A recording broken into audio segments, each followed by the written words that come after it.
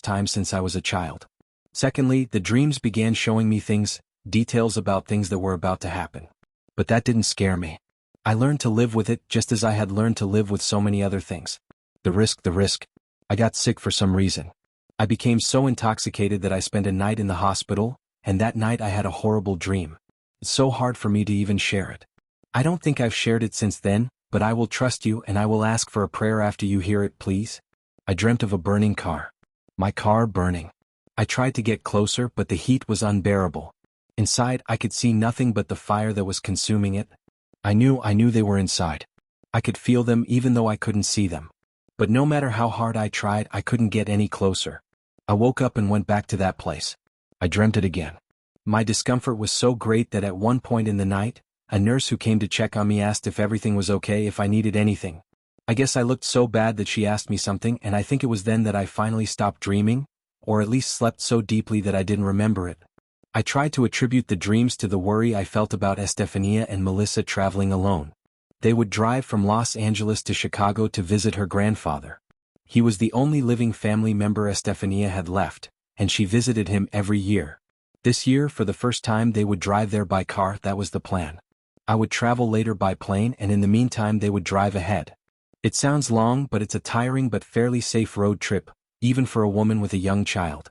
I didn't want to let them go, but there was nothing I could do. What would you have done? Tell her not to take that important trip she had planned for so long just because I had a bad dream during an intoxication? It sounded absurd.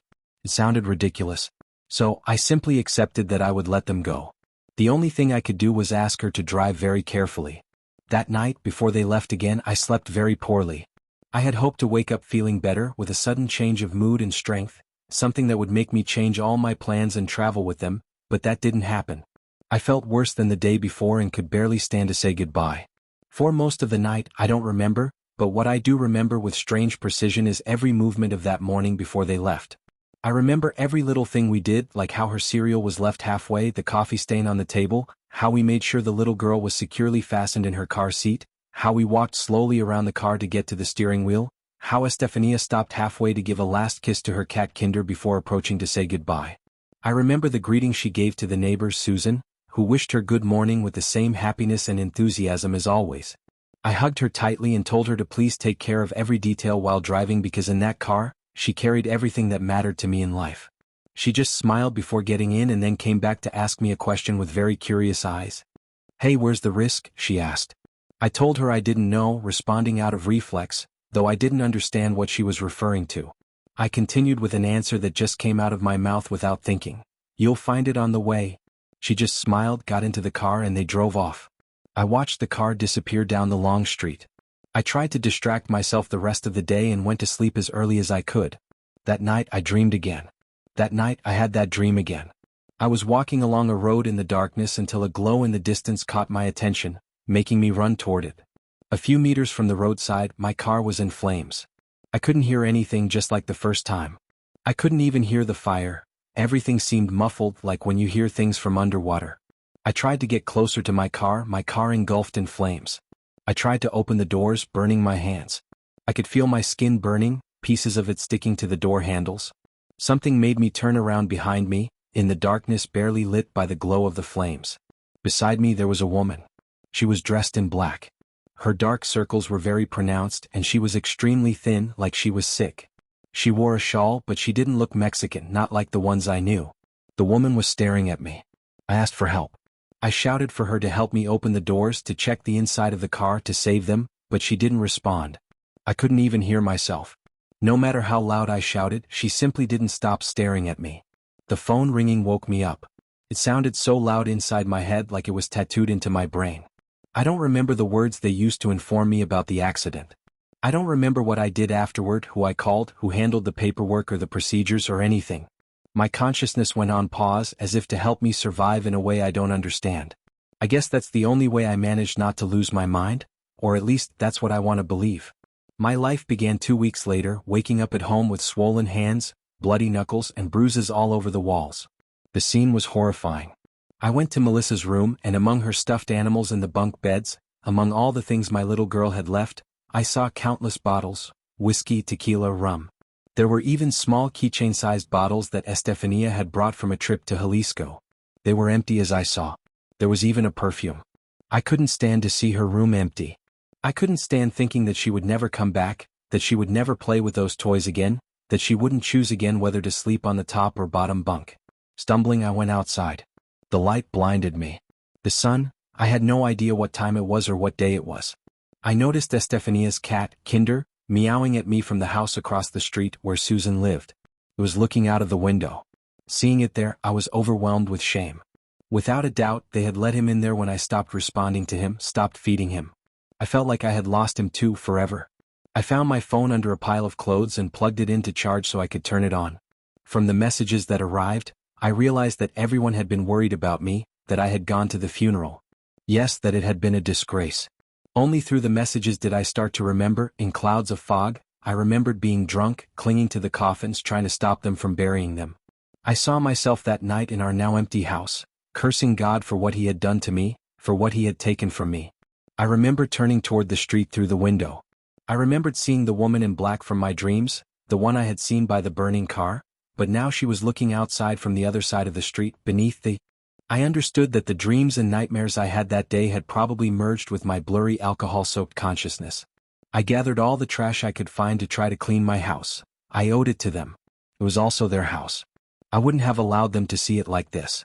I carefully stored the typewriter for Stefani. She had the habit of writing letters to her grandfather. Someone told her that it was good for him, and it became a habit she kept until her last day. I didn't even want to look at what she had written. It felt like peeking into an unfinished thought, condemned to wander in limbo forever. I just focused on cleaning. While doing it, I couldn't stop remembering, though I wasn't sure whether they were real memories or still fragments of fantasy, trying to connect the dots in my mind. I remembered hearing Stefani's voice in my room sometime during those days. I also remembered feeling happy, getting up, running to our room and finding something. The woman in black from my dreams was lying on our bed, hands at her sides, just staring at the ceiling. When I picked up the phone, I only answered 2 missed calls. One from Rosalind, a colleague from work, and one from my sister Raquel, one of the people I trusted most. Both calls are more important to this story than I'd like to admit, but they unravel everything. I went to see Raquel, who was very worried about me. She told me that my nephew missed me and was very concerned about the last time he saw me. I did care about him, my nephew, and I worried about the last image he would have of me. But more than anything, I accepted going because I needed to leave my house, where I always felt in the company of someone I couldn't see, someone I could only feel. When I went to see them, my sister didn't stop crying for a long time. She told me that she hadn't been able to do that since my family passed away, and everything came out right there. I tried to recap what had happened over the past few days, starting to do so while answering my sister's questions. I slowly backtracked, day by day, of course avoiding talking about the woman in black or my blurry memories of where I saw her outside my window. Little by little, I reached the day when Stefani and Melissa left the house. That last sentence from Stefani echoed in my mind. Where is the Risco? I told my sister, and she asked, and why would she have asked that? Did you ever talk to her about it? From my face, she could tell that I had no idea what she was referring to. She continued, yes, the Risco. Doesn't it ring a bell? The Risco is the town where my mom was born, but she never returned. It's a little town where nobody lives anymore, where only ghosts remain. If you didn't tell her, I don't know why Steffi would have known about it. The name Risco started spinning in my head while I was with her. I just wanted to go back home to think, to understand. I realized it was like something was finally making sense, like a sound in my head was finally taking shape. This story, as I told you, is really about a journey. It's the story of my visit to this place, but before that, I had to explain the moment of my life. When I got home, I went to my neighbor Susan's house to ask about my cat. I understood if she wasn't going to return him, but at least I wanted to say goodbye. When I saw him up close, I saw a mark on his side that looked like a burn.